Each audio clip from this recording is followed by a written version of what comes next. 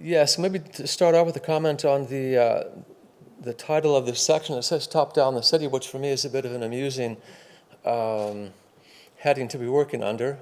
I usually don't see myself working with top-down approaches. I will touch on that, what is expected from the city or from the local government or perhaps from the central government. But I think what I'm really giving you is something of an introduction to what I or we understand to be co-housing especially in the city of Berlin. So starting right off, I guess I've got a short amount of time to get through this. We're talking about policy and projects. So starting right off, you can see from this collection of terms that when I talk about co-housing, I'm not just talking about a number of isolated projects, so I appreciate the comments already from John here with his understanding of co-housing. It's not enough just to say we're interested in a few cute and nice architectural statements in the city that maybe work short-term, but don't really have a significance for the housing market or for the city in the long term. So I like to put it into a context. Co-housing related to a co-production of the urban environment. So it has something to do with the city. It's not just some apartments or some homes. And I like to put that into an even larger context. And that's reminding us of this very special idea of the commons, an old English term that's being rediscovered and reclaimed, and this nice verb of commoning. So I would like to suggest that we understand our work of co-housing in a larger context. It's a creation of neighborhoods and it's a creation of the city with the idea of the commons. Collectively owned, cooperatively owned land, which is really at the heart of all of this. And then just a reminder that the word crisis has already been used today once or twice. A reminder before we go on about co-housing that we're talking about housing, again, in another context. So we've got some problems around us in our cities and on this planet that really need to be understood as an attempt to develop things in a crisis situation. I think for a lot of us here living comfortably, the word crisis has lost its edge. I've been reminding myself over the last months and maybe years now that there's an urgency that I think we quite often forget, both socially and ecologically speaking. So in terms of crises, when I talk about this with regards to co-housing, first of all on the social end, I use the words atomization or polarization or speculation. So we're living in a time of extreme individualization, of extreme competition. The society is well along into being torn apart and fragmented. It's not just that the community and the idea of the neighborhood is being lost, but even the idea of the family or neighbors or friends are being lost. Anyway, I see connections between these various trends of the isolation of the individual and the forces of, let's say, a rampant speculation. So let's look at the connections between the economic motors and these social problems that we have. Make a connection to the ecological issue that's also been mentioned today. I'm appreciative of that. Let's put this in the context of a sustainable development, or beyond that, of an idea of regenerative development, of giving something back, not just to our city, but to the environment around us. And finally, importantly, I don't see so many younger people in the room, but I think that there are a few out there, probably a few students, and that's really where the challenge is and where the frustration is right now, and that's why young people are going onto the streets, is because it's really their future, that they're shut out of the housing market and they're faced with a planet that is increasingly in a dire situation. So, my own work, going back to Berlin, the Institute for Creative Sustainability, related to what the SOA and partners are doing today and tomorrow For the last 15 years or more, we've been organizing things like this once or twice or 3 times a year. We've been calling it the Experiment Days. Usually a combination like this weekend of presentations, discussions, exhibitions, workshops, tours around the city, communications work. We organized the online platform called CoHousing Berlin. It's important not just for architects to design these projects, but there's a lot of education that needs to go on. There's a lot of informing that needs to go on, and that's part of our work in Berlin. It's not just getting out the word, but it's encouraging and inspiring discussions, doing a lot of networking, connecting people that are organizing projects with people that are looking for this sort of thing. We do publications, CoHousing Cultures, going back a few years, emphasizing housing as a cultural challenge. And in the last couple of years, the publication CoHousing Inclusive, which the exhibition was developed out of, obviously emphasizing this challenge of inclusion, and this will be a part of my discussion in the next minutes. A big interest of mine in any case is looking at co-housing not just as something, I would say, for people like us, for a comfortable middle class, but to see if we can open up the idea of co-housing to be really more inclusive to people that have less money or to people that are, for other reasons, marginalized in the housing market. So co-housing cultures, I've had the privilege and the opportunity to more or less be traveling around the world over the last couple of months, participating in conferences, workshops, discussions like this, in New Zealand for a few weeks, in the United States with the National Co-Housing Conference just in the last couple of weeks, and reminded of the emergence of this thing that we're calling co-housing internationally, quite often traced back to the Scandinavian approaches, especially looking at cities like Copenhagen and Stockholm.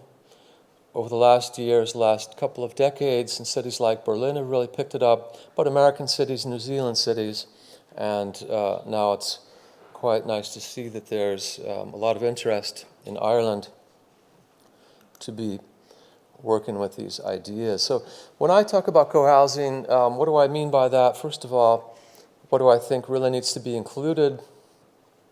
The idea of being self-organized, so a strong idea of participation, actually not just participation, but really empowering people, involving people to take steps to realize and to maintain their own visions, their own dreams, community-led. This has already been said today. If there's no idea of community, it's not co-housing. And more importantly, the community should really be out in front, not just invited to move in. The idea of sustainability, or more powerfully regeneration, I think should also be incorporated. And beyond that, if co-housing is done well, I see opportunities. So innovation, I'll come back to that a few times. I think that's really one of the main strengths of co-housing is driving innovation in housing in our cities, empowerment of people, obviously, the idea of inclusion. If we manage to make co-housing affordable, and beyond that, and I think this is something we really need, if we're serious about the future of housing in our cities, we need to think about a paradigm shift. So we need to be thinking about housing that is done in a much different way than it has been for the last years and decades. Co-housing, and this brings us back to this particular section of this conference, co-housing top-down, related to the city. Co-housing is not going to happen, and it's not going to happen in any significant way in a city like Dublin if the cooperation is not there with the local government, if it's not there with banks and foundations, and if the policies are not being changed, not just to support a few co-housing projects, but to support a kind of housing, again, that is more affordable and more inclusive, or even regenerative. What isn't co-housing? I think this is also important to say. What doesn't it include And in my book, it usually doesn't include the idea of co-living, primarily because co-living is usually investor-driven and profit-driven. Co-housing is not, at least in my mind, related to speculative housing approaches. And this means, if you ask me, we're talking about co-housing, and then housing is not seen as a commodity, certainly not first and foremost, but it's a place, it's a way to create decent and attractive housing for people. What are the motivations for housing? Maybe just to make a comment on these terrific pieces of information, the CoHousing Primer, the land ownership and development, and the information developed by SOA. I think that's fantastic. To move along the discussion here, what is cohousing and what isn't it? What are the motivations for cohousing? From my experience in Berlin and other cities, number one, helping to bring people back together. So fighting loneliness, reducing loneliness. This is in cities like Berlin or Dublin, where you have cities of singles, where the majority of the people live and work on their own. This is a problem not just of today, but for the future, a terrific crisis. Affordable housing is definitely there. A major motivation in Berlin is dealing with the aging population. So people like myself, people like a lot of you, getting older, how are we going to take care of ourselves and each other in the coming years? The city won't be able to do that. The infrastructure is not there. Co-housing can be at least a partial solution for that. I think seriously looking at co-housing as a piece of the challenge of strengthening our local democracies, our urban democracies, giving people opportunities to learn about meeting and making compromises, the idea of regeneration, saving space, energy, and finally, once again, finding ways to be innovative with our housing. So Berlin, what do the co-housing cultures look like over there? We're emphasizing these particular traditions, the idea of the housing cooperative, ideas of people coming together like shared flats, self-help projects, which has been terrific from the city of Berlin. Over the last few decades, there were significant projects and programs for supporting people where they were to restore and renovate their own buildings. The idea of the community land trust, an emerging idea which is emphasizing a community-based ownership and management of land. We've got quite a few projects in Berlin and Germany. We don't have the exact number, but anyway, there are hundreds of them in our city. Let's go into the projects. The first one, the Spreefeld, which is where I've been fortunate enough to be involved. The development goes back 10 years. We've been living and working there for about 5 years now. 3 buildings, about 130 people, organized as a housing cooperative. This is what it looks like. Photos, I think, going back to 2014. Community spaces that are available for people that not just live and work there, but for the larger public. It's quite significant because it's not just housing, but again, people work there, they live there, people go there to organize their own events. There's a daycare, so children have the privilege of going there every day to play. Significant garden spaces. We're interested in greening using the ideas of the productive and edible landscape. For me, for us, this is part of the idea of regeneration, learning how to grow food in the city. The idea of being involved, given significant opportunities to plan, to help build, and finally to manage. And significant, and I look to places in Sweden and Denmark, and the idea of community quite significantly means sharing space, sharing parts of our lives together, and as you can see here, cooking and eating together. So just some of the pieces of innovation that are there, not to go through all of them.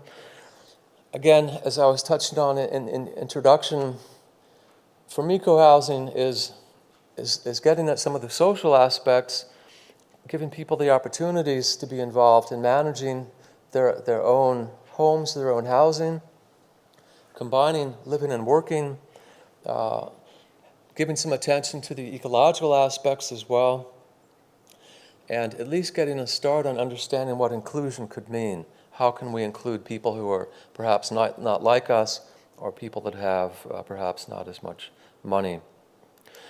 I'll move on to the next project, the Alltag. This is part of the book, CoHousing Inclusive Everyday Life. And the reason I include this one, just very briefly, with the idea of cooperation from the city. This is under construction right now in another Berlin neighborhood. The innovations, and it is significant, involving the city of Berlin, who organized a competition in the last couple of years, which have finally given some subsidies to about 9 projects who have the challenge of exploring what it could mean to build not just sustainably but also affordably, and in this case, working with the idea of co-housing, but for needs groups. So again, for people who are not necessarily like us, but people who are very much in need of housing. So I think when we consider co-housing, it's important to say what it is, what it isn't, but to stretch our minds a little bit about what it can be, again, in terms of being affordable and inclusive. Finally, the last one, the idea of the community land trust. I won't go into this in any detail. We're fortunate to have people like Stephen here or Gert coming from London and Brussels who can talk about the community land trust. In any case, this is emerging in Berlin. I think a powerful idea to strengthen connections between co-housing and a cooperative or community-based management of land. In Berlin, like many things, fairly politicized in this time of the housing crisis, to find ways to take housing from the speculative market and to secure it for the coming generations. Finally, getting into my concluding words, this is the idea of cooperation again. Co-housing is not just successful because some architects develop some nice spaces, but it means really cooperation from a number of different actors. Definitely, I would say, civil society. It means people, communities have the most important role. Residents or future residents of these projects, they need to be given a lot of support and a lot of attention to help them realize their own ideas. Of course, the developers and architects, project managers have a significant role, facilitators, moderators, to help people get what they need, what they want, and then to help them maintain that. A terrific need for groups like SOA, and this is a lot of what my organization in Berlin does on the level of the intermediary. So a lot of informing, a lot of educating, a lot of networking, a lot of communicating has to go on at the level of a city, a region, or perhaps a country to get this stuff moving. Research definitely has to be done. We need information about housing. We need numbers as well. We need more than just nice stories. We need really information about costs. And we need to be comparing success as well as failures across our cities and our countries. Co-housing will not get very far if we don't have cooperation with banks, foundations, and trusts. This is quite a good situation that we have in Berlin and Germany. And finally, a very significant role for local government. We're not going to get very far in times like these with expensive land. We need support from government, which means making land available affordably, which has to do with zoning, which has to do with funding for intermediaries, which has to do with funding for events like this, and which has to do with things like subsidies for innovative projects. Crisis and opportunities. This is finally the last slide. What can the emerging structures look like? So again, co-housing, it's not just a few buildings and some facades, but we're talking about structures and institutions. So if we're thinking long-term, more than just 1 or 2 years, but 10, 20, 30, 40, 50, 100 years, we need these institutions which will allow cohousing to emerge and to be maintained. We won't go through the whole list now. Hopefully we'll have time later for asking questions and going into some discussion.